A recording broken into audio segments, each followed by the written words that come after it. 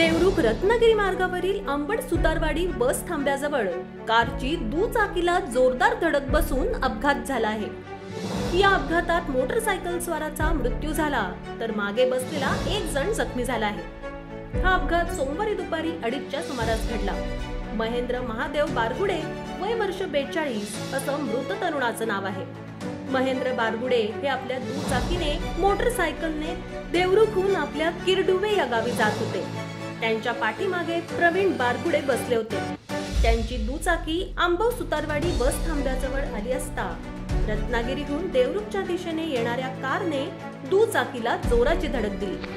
त्यांना देवरुख येथील शासकीय रुग्णालयात उपचारासाठी दाखल करण्यात आलं, मात्र डॉक्टरांनी त्यांना मृत घोषित केलं। तर त्यांच्या मागे बसलेले प्रवीण बारगुडे हे देखील जखमी झाले आहेत। त्यांना रत्नागिरी येथे उपचारासाठी दाखल करण्यात आले।